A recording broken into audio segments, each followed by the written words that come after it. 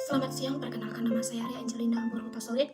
Saya dari Prodi Bahasa dan Sastra Indonesia dengan NIM 210503402. Peran bahasa Indonesia sebagai bahasa resmi dan Persatuan Negara Kesatuan Republik Indonesia (NKRI) sampai saat ini belum tergoyahkan. Hal ini dapat kita lihat pada penggunaan bahasa Indonesia untuk kegiatan-kegiatan resmi dan kenegaraan. Sampai saat ini, bahasa Indonesia sebagai bahasa nasional masih digunakan secara aktif dalam interaksi sehari-hari oleh bangsa Indonesia, terutama dalam komunikasi antar suku. Pertama, Badan Bahasa dan Kantor Bahasa di seluruh Indonesia juga bertugas untuk mempertahankan dan memperkukuh bahasa Indonesia dan bahasa daerah di Indonesia. Peran bahasa Indonesia sebagai alat pemersatu bangsa dan negara memang berjalan dengan baik. Bahasa yang digunakan oleh etnis tertentu, seperti etnis Cina, Jawa, Batak, Minang, Sunda, Bali, Makassar, dan lainnya, tidak akan menjadi permasalahan apabila bahasa digunakan sesuai dengan situasi dan tempat tertentu. Kedua, yang penting untuk dibahas adalah sikap bahasa para pengguna bahasa Indonesia tersebut. Berkaitan dengan penggunaan bahasa Indonesia para pejabat negara atau pemimpin lembaga tinggi di negara kita ini secara jelas dapat didengar dan kasat mata banyak penyimpangan penggunaan bahasa Indonesia yang dilakukan. Mereka menggunakan bahasa Indonesia dalam situasi resmi, istilah-istilah bahasa Inggris seperti track record, blacklist, no comment, follow up, stakeholder, up to date, dan sebagainya. Hal ini secara jelas bahwa para pejabat tersebut melanggar aturan undang-undang yang berlaku, yang menyatakan bahwa bahasa Indonesia wajib digunakan oleh pejabat negara dalam pidato atau forum nasional. Pada masa Orde Baru, banyak sekali penyimpangan penggunaan bahasa Indonesia sebagai bahasa resmi yang dilakukan oleh para pejabat tinggi saat ini. Tampak dalam hal ini bahwa para pejabat kurang memiliki sikap positif terhadap bahasa Indonesia sebagai bahasa nasional dan bahasa negara. Berdasarkan hal ini, maka pendidikan bahasa Indonesia paling dekat dengan pendidikan karakter dibanding dengan pengajaran bahasa Indonesia. Penguasaan terhadap keterampilan berbahasa juga dapat menunjukkan karakter seseorang sebagai orang yang berkepribadian utuh atau tidak.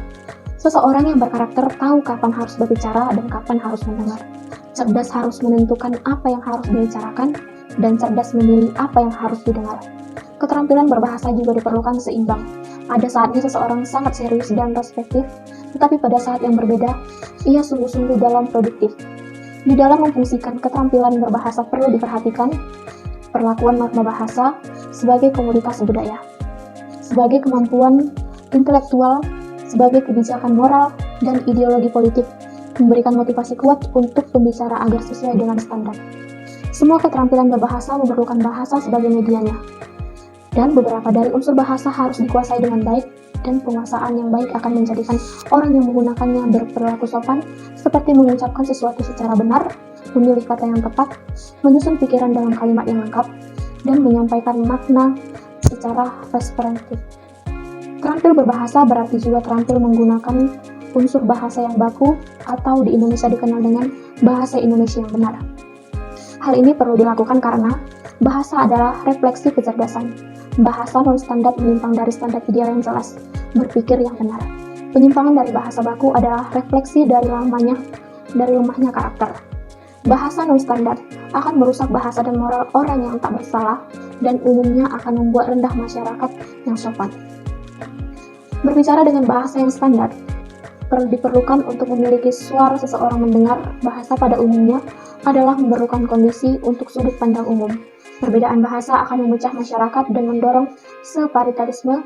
Meski demikian, peran bahasa Indonesia dalam mempertahankan kesatuan dan persatuan dalam pendidikan karakter bangsa sudah dapat kita pahami dan dapat dengan mudah kita akses dimanapun dan kapanpun kita ada. Sejauh ini, kita masih bisa mempertahankan kesatuan dan persatuan bangsa dengan menggunakan bahasa Indonesia. Kita ikut serta sebagai siswa atau mahasiswa yang dimana karakter kita lebih baik dari sebelumnya dalam memahami bahasa Indonesia. Oleh karena itu, dengan adanya peran bahasa Indonesia, ini tentunya kita warga negara Indonesia harus lebih lagi dalam mempertahankan kesatuan persatuan bangsa kita, yaitu NKRI.